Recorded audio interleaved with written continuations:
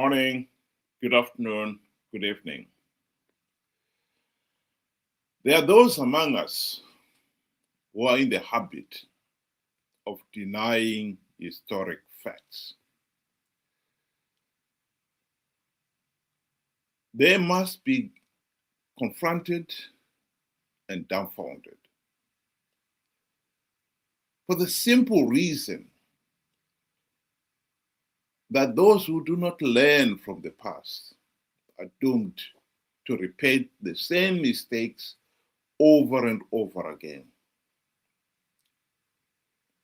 In Zimbabwe, we are confronted at the moment with a situation where 45 after independence, we are repeating the same mistake of participating in flawed elections to give the vote rigging Zanu PF legitimacy. Yes, there have been ways and variations on that theme, how Zanu PF has managed to achieve that.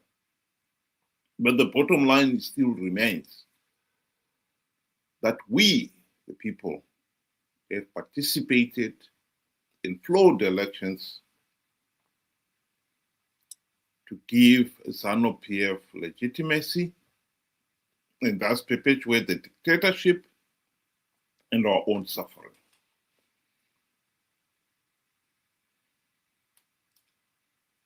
And when you confront the individuals with the historic facts where they've gone wrong,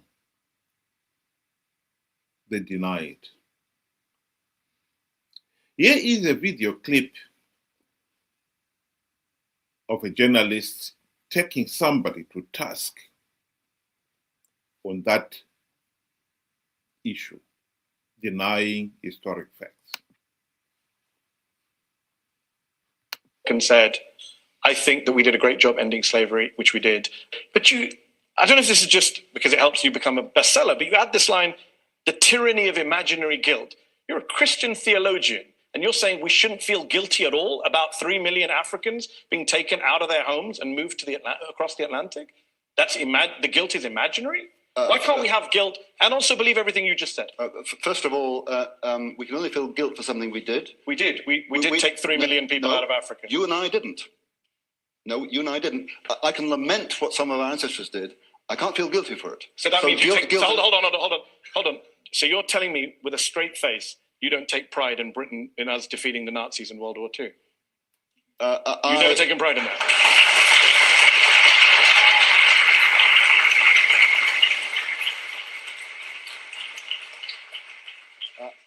I take pride in it. I admire the fact of what How can you take pride in it? It's not us.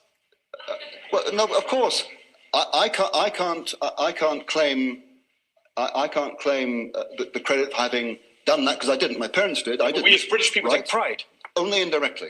So why can't we take guilt indirectly? In terms of guilt, because you cannot be guilty for something you didn't do. You can be responsible for the effects. You can't be guilty for it. But you can take pride in something you didn't do. But you can take pride in something you didn't do. Metaphorically. So This is the tragedy of people who deny historic facts.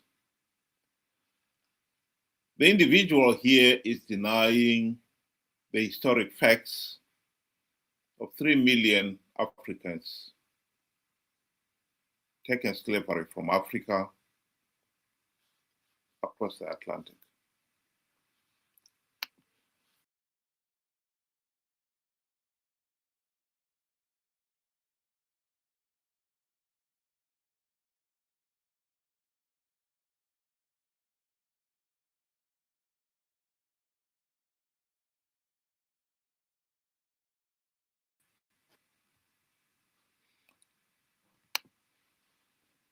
Sorry about the interruption.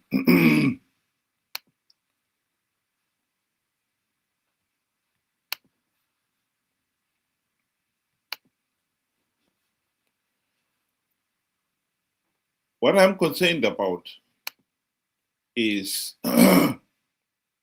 the immediate, our own history.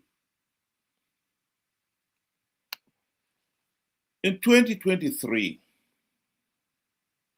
the people of Zimbabwe were conned to participate in flawed elections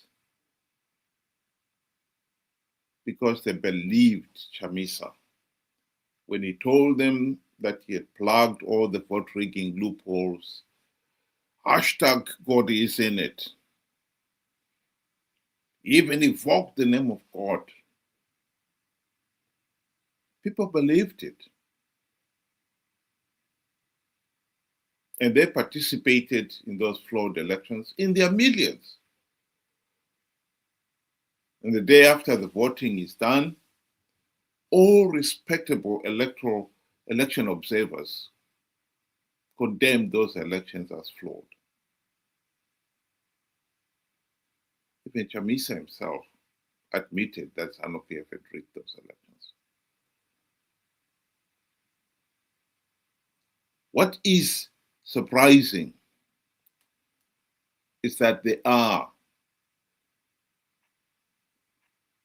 millions of his followers out there who still refuse to admit that Chamisa had lied to them.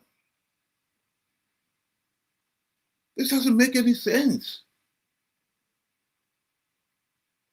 Chamisa said he had plugged the vote rigging loopholes, right? Right. Then the next thing is everybody admits that Zanu PF blatantly rigged those elections. So the loopholes were not closed then. And yet these people, they cannot accept that. Why?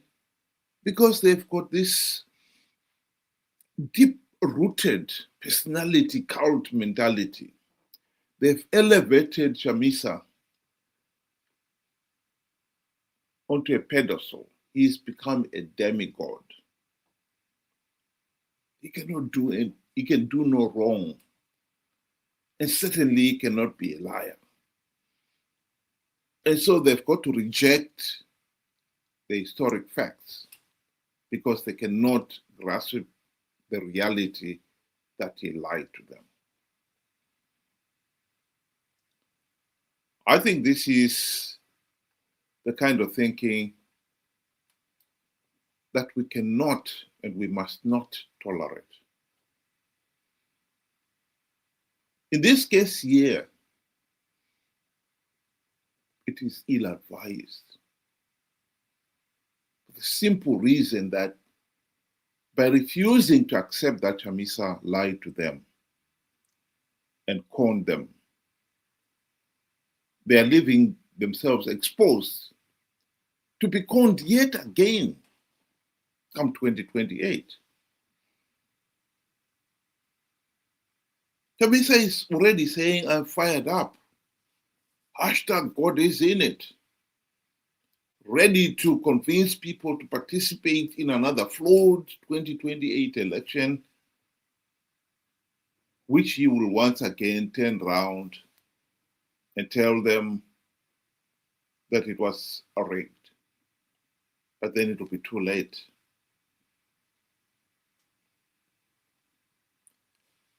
We cannot afford as a nation to pretend that we do not have liars, that Chamisa is not a liar, that Chamisa is not a conman. We need to grow up and deal with it. Ende patakasangana na Trump akatibvunza navakomana mari yamuri kuda kuti nyika ifambe imari. Serious questions were raised about your behaviour in Washington, D.C. You did see some senior people on Capitol Hill, some Congress people, but you also claimed that you'd seen Donald Trump. You claimed you had a conversation with him in which you said he asked you how much you needed to move the country forward. You told him $15 billion, and he said to you that he would provide the money if you won the election. That was not true, was it? Sangana na Trump akatibvunza navakomana Maria muri kuda kuti nyika ifambe imari. It was not true that you'd seen Donald Trump and that Donald Trump indicated to you that he would provide, if you won the election, But $15 billion. All those statements were said by other people, not what I said. Akasangana na Trump akatibvunza naye vakomana. Maria muri kuda kuti nyika ifambe imari. Well, no, because there is a video which shows you at a rally in January back home in Zimbabwe saying that Donald Trump had pretty much promised you $15 billion. To be clear, because some people in Zimbabwe are still confused, you're now telling me you did not meet Donald Trump. We did not.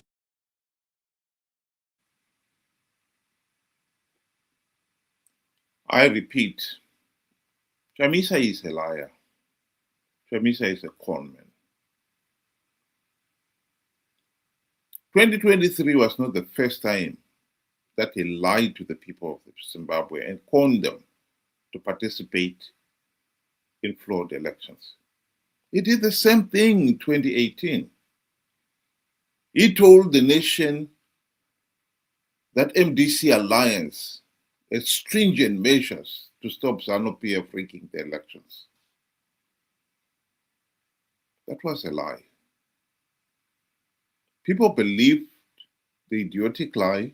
They participated in those elections only to give Zanu PF legitimacy and perpetuate the nation's suffering.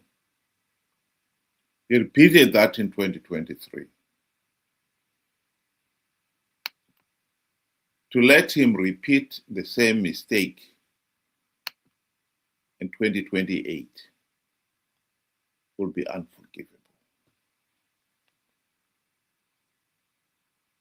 The message that must be sent